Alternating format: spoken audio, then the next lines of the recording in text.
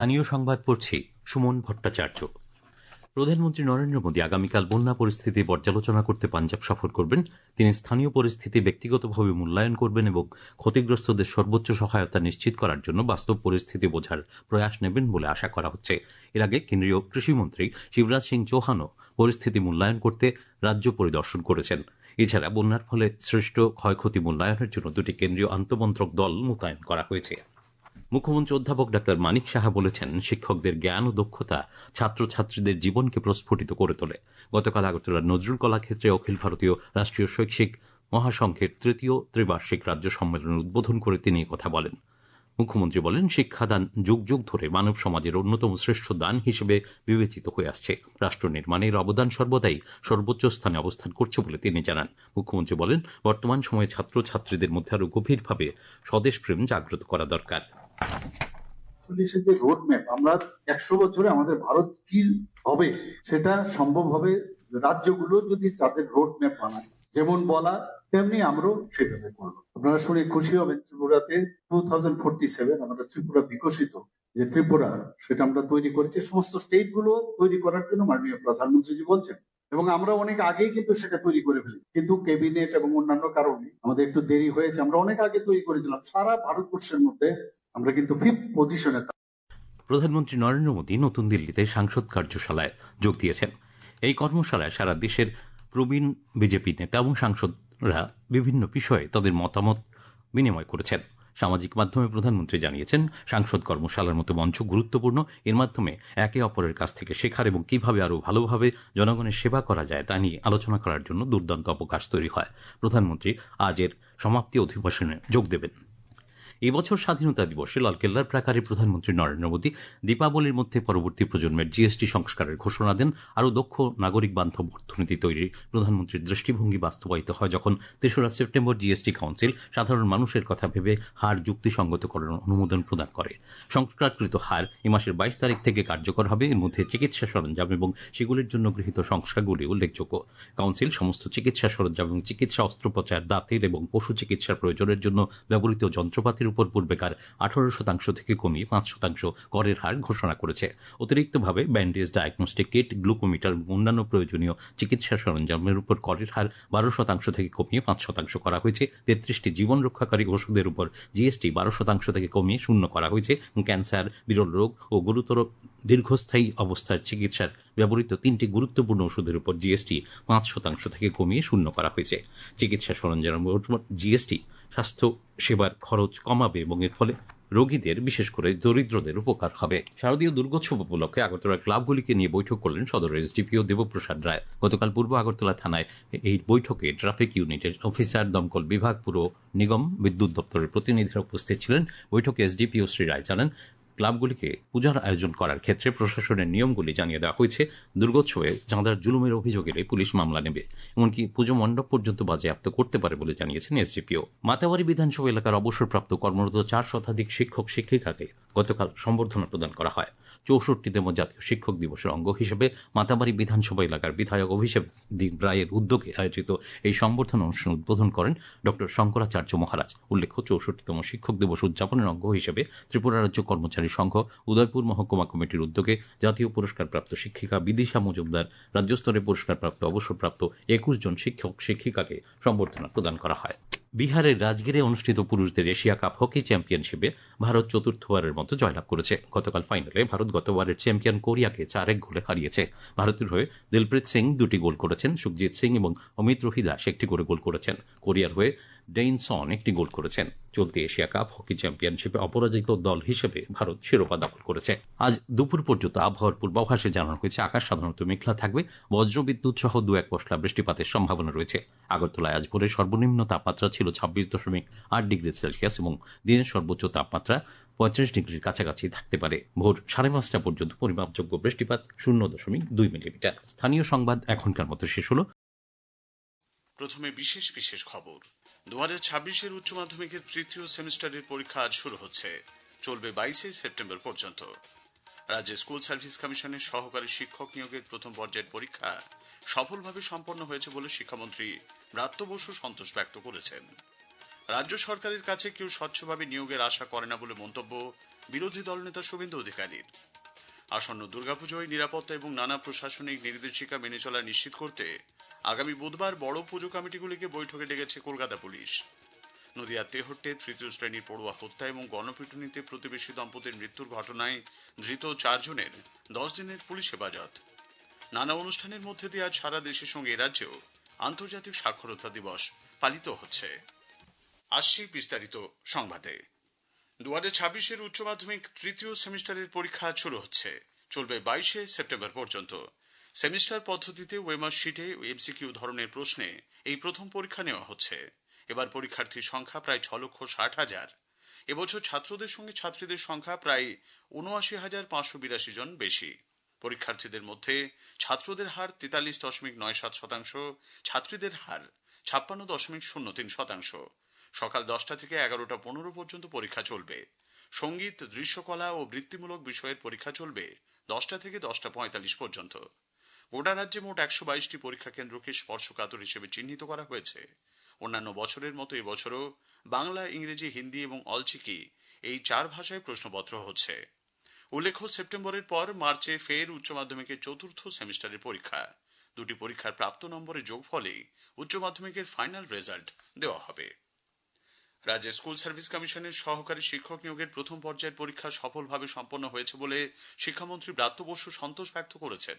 প্রথম পর্যায়ে নবম দশম শ্রেণীর নিয়োগে প্রায় 3.5 লক্ষ পরীক্ষার্থী রাজ্যের 636টি কেন্দ্রে পরীক্ষায় বসেছিলেন বলে এক সোশ্যাল মিডিয়া পোস্টে ব্রাত্যবাবু দাবি করেছেন।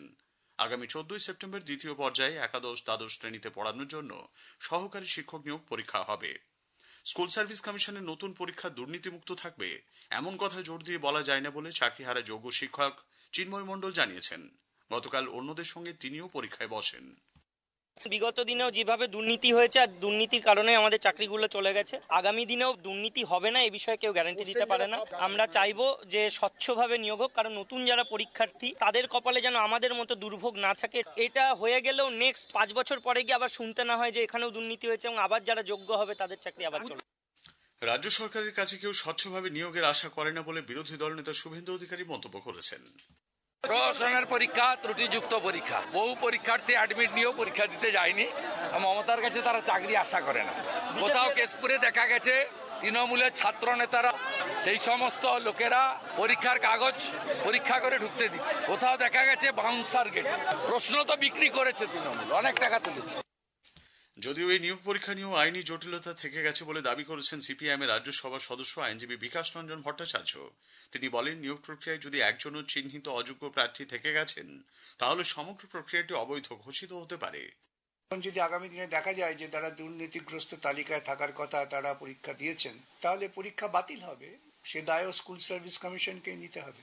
কমিশন মুখ খুলতে পারছে না কেন? কমিশনের কাছে তেমন স্পষ্ট তথ্য নেই।